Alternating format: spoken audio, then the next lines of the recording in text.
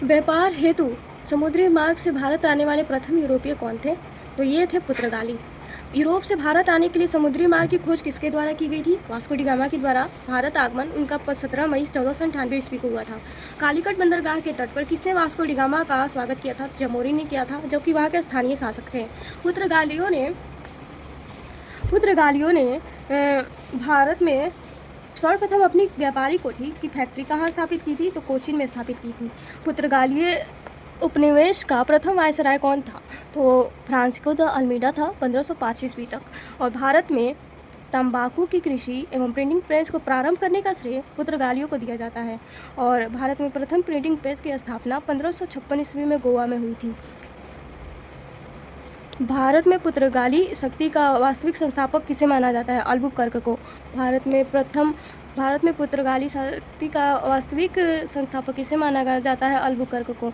Dutch Bharat में मुख्यतः किस वस्तु का व्यापार करते थे? तो सूती वस्त्र का व्यापार करते थे। चलिए यहाँ देखते हैं, ये है कुछ विभिन्न देशों के खोजकर्ता के नाम और उनके देश। तो वास्को डी गामा ने भारत की खोज की थी। कोलंबस ने अमेरिका की खोज की थी। कैप्टन जेम्स कुक ने ऑस्ट्रेलिया की खोज की थी। और तस्मान ने तस्मानिया एवं न्यूजीलैंड की खोज किया था। और बार्थोलोमेव डियाज ने कैप ऑफ गुड होप दक्षिण अफ्रीका की खोज किया था। और हिंद महासागर में व्यापार को नियंत्रित करने के लिए शांत या नीले जल की ब्लू वाटर पॉलिसी किसने लागू की थी? तो फ्रांसिस्को द अल्मीडा ने लागू की थी। और किस वायसराय के काल में गोवा को पुर्तगालियों का औपचारिक मुख्यालय बनाया गया? नीनो डी कुन्हा को। पुर्तगालियों ने हिंद महासागर क्षेत्र में व्यापार पर नियंत्रण स्थापित करने के लिए कॉर्टेस अरमाडा काफिला पद्धति यानी कार्टेस अरमाडा कारवान सिस्टम प्रारंभ किसने किया था? तो पुर्तगालियों हिंद महासागर में व्यापार एवं नियंत्रण स्थापित करने के लिए यह प्रारंभ किया था। तो पुर्तगालियों के पश्चात भारत में व्यापार करने आए डच कहाँ निवास किए? हॉलैंड में, वर्तमान नीदरलैंड्स कहा जाता है। हॉलैंड में, वर्तमान में नीदरलैंड्स कहा जाता है। कुछ यहाँ पे देखते हैं।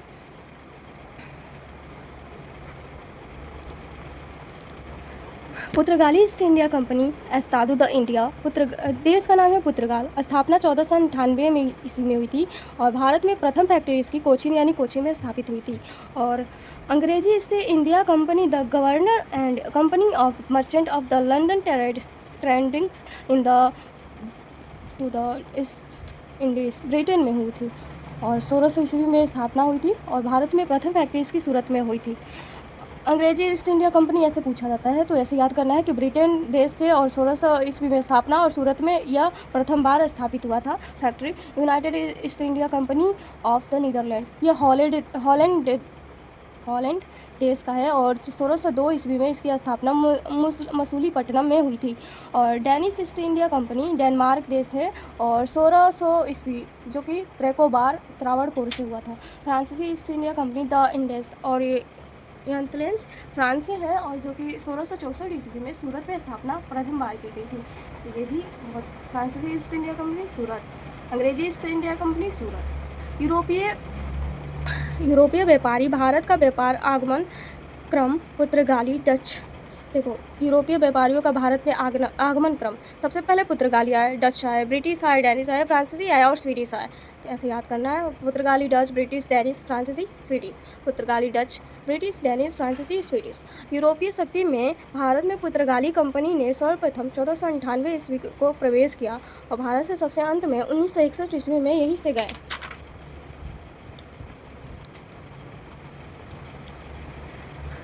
किस यूरोपीय शक्ति द्वारा भारत में मसालों का निर्यात स्थान पर कपड़ों के निर्यात को प्राथमिकता दी गई? डचों के द्वारा। किस यूरोपीय शक्ति द्वारा भारत में मसालों के निर्यात स्थान पर कपड़ों के निर्यात को प्राथमिकता दी गई? डचों के द्वारा। भारत के साथ व्यापार करने के लिए संयुक्त पूंजी कंपनी किसने आरंभ की थी? डचों ने। भारत के साथ व्यापार करने के लिए संयुक्त पूंजी कंपनी किसने आरंभ की थी? डचों ने। वर्ष 1759 ईस्वी में बेदरा का युद्ध किन दो यूरोपीय शक्तियों के मध्य लड़ा गया था? डच और अंग्रेज के बीच लड़ा गया था बेदरा का युद्ध। और लंदन में ब्रिटिश ईस्ट इंडिया कंपनी के गठन के समय भारत का सम्राट कौन था? अकबर था।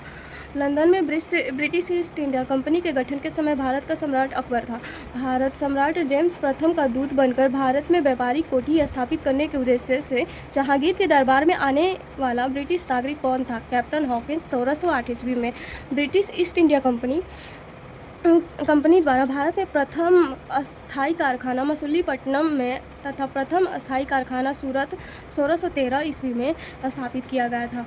ब्रिटिश ईस्ट इंडिया कंपनी द्वारा भारत में प्रथम अस्थायी कारखाना मछलीपट्टनम में 1611 ईस्वी में, जबकि प्रथम अस्थायी कारखाना सूरत में 1613 ईस्वी में स्थापित किया गया था। ईस्ट इंडिया कंपनी किस अंग्रेज गवर्नर को औरंगजेब द्वारा भारत से निष्कासित कर दिया गया था? सॉर्जन चाइल्ड को हैमिल्टन द्वारा सफल उपचार किए जाने के कारण मुगल बादशाह द्वारा ईस्ट इंडिया कंपनी के लिए 1717 ईस्वी में महाअधिकार पत्र जारी हुआ और फर्रुखसियार 1661 ईस्वी में इंग्लैंड के राजा चार्ल्स द्वितीय का विवाह पुर्तगाली राजकुमारी कैथरीन के साथ हुआ था और इस अवसर पर पुर्तगालियों ने चार्ल्स द्वितीय को दहेज के रूप में बम्बई का द्वीप प्रदान किया था। 1668 ईस्वी में चार्ल्स द्वितीय ने 100 पाउंड वार्षिक किराया लेकर बम्बई ईस्ट इंडिया कंपनी को दे दिया। और यूरोपियों के लिए सर्वोत्तम सोना और अफीम प्राप्ति का मुख्य क्षेत्र था बिहार। यूरोपियों के लिए सर्वोत्तम सोना और अफीम प्राप्ति के लिए मुख्य क्षेत्र था बिहार। उच्चन्यायालय के संबंध में अनुच्छेद। शहर कोलकाता, संस्थापक कोलकाता का संस्थापक जॉर्ज चार्नोक ने। शहर मद्रास, फ्रांसिस डे संस्थापक। नई दिल्ली की एडविन लुटियंस और हर्बर्ट बेकर ने संस्थापक की और बम्बई में गोराल्ड अग्नियार ने किया था, संस्थापक थे ये। तो वर्ष 1664 ईस्वी में फ्रांसीसी कंपनी की स्थापना किसके प्रयासों से की गई थी? कॉलबर्ट। फ्रांसीसी कंपनी की स्थापना किसके कार्यकाल में की गई थी? लुई 14वें के द्वारा। फ्रांसीसी कंपनी की स्थापना किसके कार्यकाल में की गई थी? लुई 14वें के द्वारा। फ्रैंक कैरो के द्वारा भारत में प्रथम फ्रांसीसी फैक्ट्री कहाँ स्थापित हुई थी? सूरत में। फ्रांसीसी गवर्नर डुप्ले ने पहली बार भू क्षेत्र अर्जित करने के उद्देश्य से भारतीय राजाओं के विवादों में भाग लेने की नीति आरंभ की थी। फ्रांसीसी द्वारा फोर्ट लुई नामक किला कहाँ बनवाया गया था? पंडिचेरी में। पंडिचेरी का प्रथम फ्रांसीसी गवर्नर कौन था? तो फ्रैंकोइस मार्टिन था। पुर्तगालियों को शोली का स्थान पर किस क्षेत्र का अधिकारी ने पराजित किया? थॉमस बेस्ट ने। वॉन्डिसवास के युद्ध 1760 में अंग्रेजों ने किस पराजित किया था? फ्रांस को। वॉन्डिसवास के युद्ध में 1760 में जो कि हुआ था वो अंग्रेजों ने किसे पराजित किया था? फ्रांस को।